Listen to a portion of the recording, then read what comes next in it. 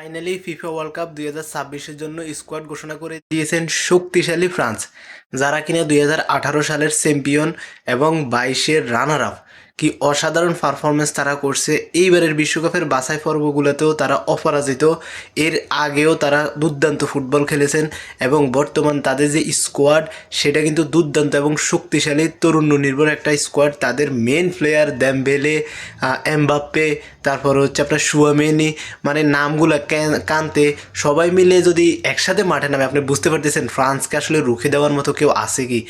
এইবারও যোগ্য দাবিদার, মানে বিশেষ করে সেমিফাইনালের যে টপ ফোর আমরা ধরি, ফ্রান্স এই নামটা কেউ বাদ দেয় নাই। সবার কথা হচ্ছে ফ্রান্স থাকবেই এবং আমারও প্রেডিকশন হচ্ছে ফ্রান্স সেমিফাইনালে থাকবেই। ফ্রান্স যদি সেমিফাইনালে উঠতে না পারে সেটা হচ্ছে এইবারের ফুটবলের সবচেয়ে বড় অঘটন হবে। সো এই ফ্রান্স যে টিম ঘোষণা করছে, আমার কেন জানি মনে হয় এই টিম মানে দুর্দান্ত পারফর্ম করবে। এবং কিলিয়ান এমবাপ্পেরও তো আপনারা জানেন অলরেডি বিশ্বকাপে তার 12টি গোল করার রেকর্ড আছে এক সিজনে। এইবার সে মিরোস্লাভ ক্লোজার জার্মানির তার 16টা গোলের রেকর্ড ভাঙার যে একটা তাড়না তার ভিতরে থাকবে, অবশ্যই সেটা এমবাপ্পে চেষ্টা করবে, কেননা এমবাপ্পের দিয়ে সম্ভবও।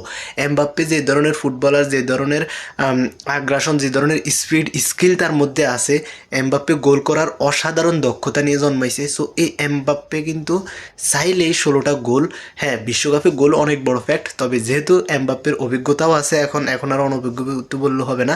সো এই এমবাপ্পেকে সামনে রেখেই ফ্রান্স টিমটা আগাবে এবং 26 জনের যে স্কোয়াড ঘোষণা করছে, আপনারা জাস্ট নামগুলো দেখে নিয়েন, কি অসাধারণ স্ট্রং একটা টিম আছে। তবে গ্রিজম্যানরে আমি মিস করব। মানে একজন আপনার পরিপক্ক মিডফিল্ডার দরকার ছিল, অভিজ্ঞতা, সেখানে গ্রিজম্যান নাই। যাই হোক, গ্রিজম্যানের বর্তমান পারফরমেন্স খুব একটা ভালো না। তবে ওভারঅল ফ্রান্স টিমটা আগের মতোই দুর্দান্ত। আমার ভালো লেগেছে, আপনাদের ভালো লেগেছে কিনা অবশ্যই কমেন্ট করে জানাবেন। এবং আপনার প্রেডিকশনে ফ্রান্সকে আপনি এইবার ওয়ার্ল্ড কাপে ঠিক কোন জায়গায় দেখতে পারেন? আমি তো ফাইনাল পর্যন্ত দেখে ফেলতেছি, বাকিটা জানি না, দেখা যাক কী হয়।